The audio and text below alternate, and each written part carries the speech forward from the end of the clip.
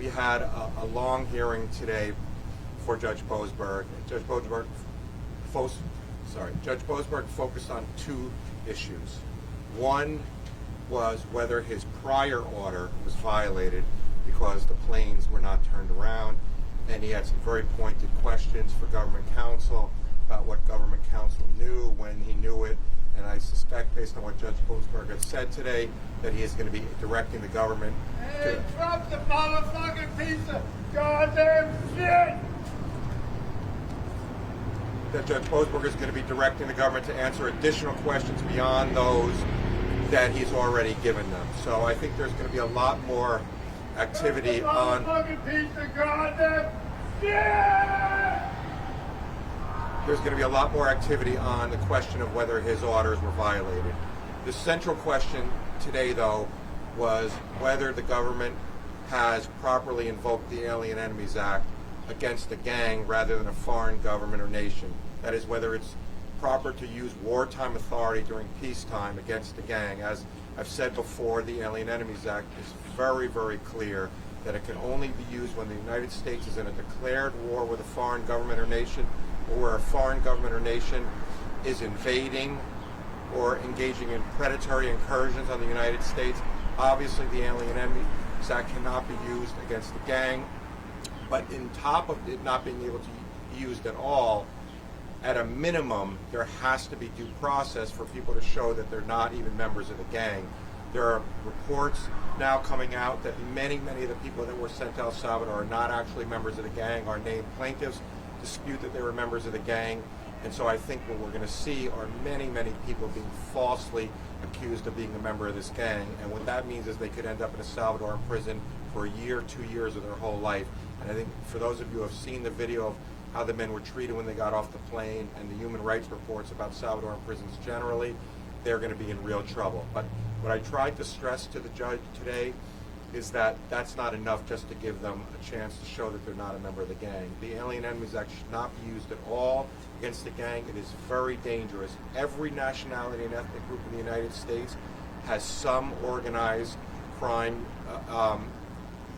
gang, and so that all of a sudden, if the president's power were unreviewable under this act, then anybody could be termed an alien enemy, saying you're a part of this gang or that gang, and we're going to send you to a Salvadoran prison. So I think the implications of the government's position are staggering.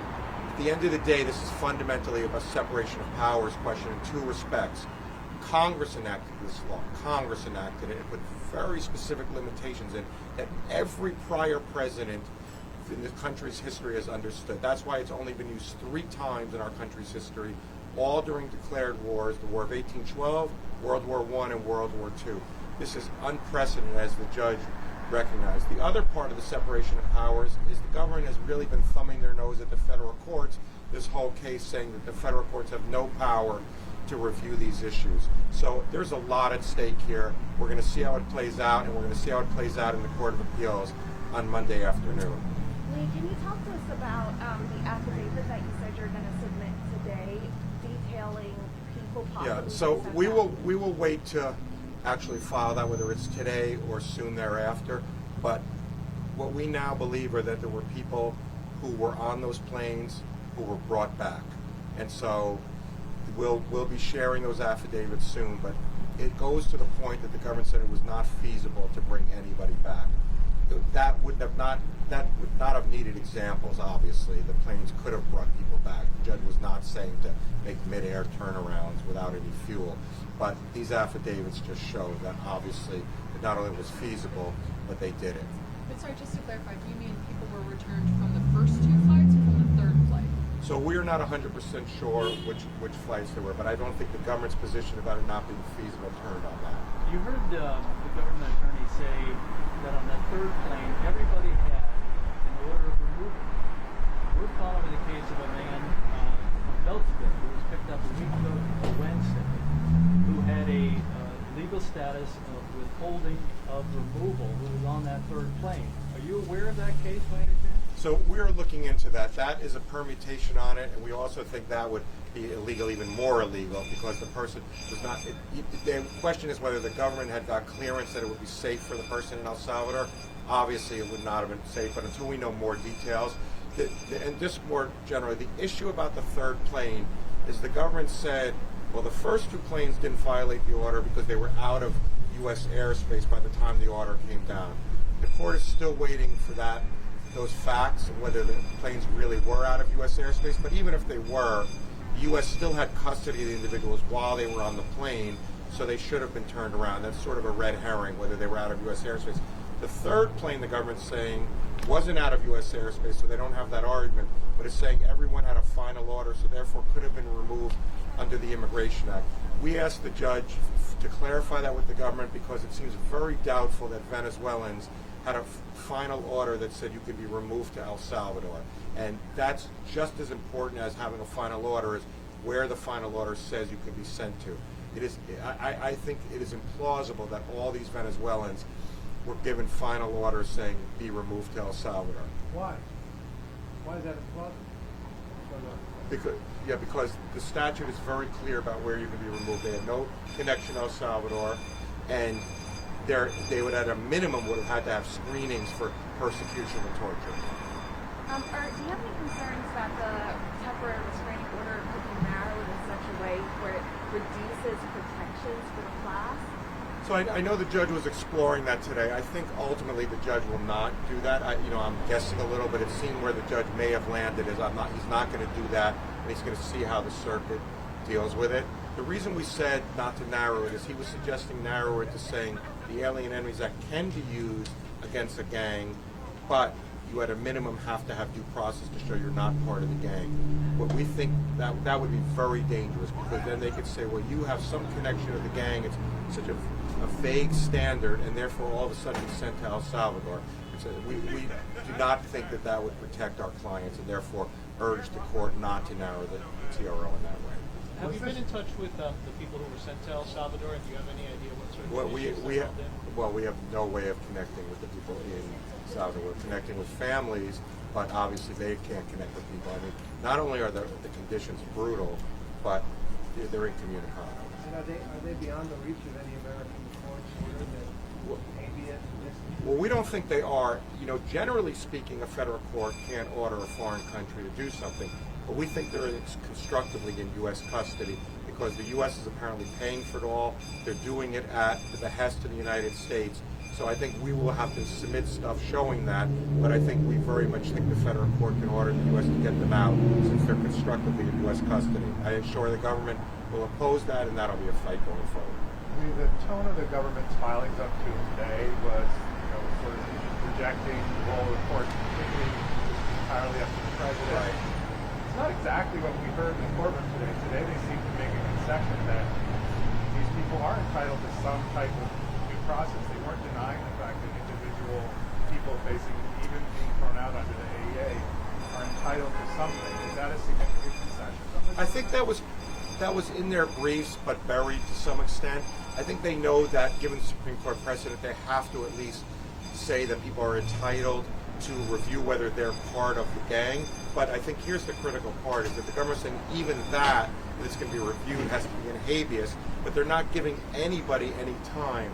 So they rush people onto the plane, and as I said in the court, upon information and belief, we think that what people are getting says specifically no review. So even if habeas was the way it had to be done, which we don't think it is, it's an illusory right given the way the government's playing this out. So for the government to say that on the one hand habeas is available to contest it, on the other hand to rush people on the plane, I think is, The judge seemed to obviously, he said the policy ramifications are pretty broad and right. concerning, problematic and concerning were the words used. But then he said, but there is language in Supreme Court decisions that maybe muddies the water a little bit in terms of what defines foreign government, what defines invasion, incursion. How are you, or even do you think the judge is going to handle that? So we think there are lots of cases showing that can be reviewable. There is broad language, but when those cases are read properly in context, it's clear that at least whether the president followed the dictates of the statute, what Congress said are the prerequisites to invoking the act, can be filed, and we think when the court digs into this case law, because everything has been moving very quickly, the judge will conclude that that can be reviewable as well.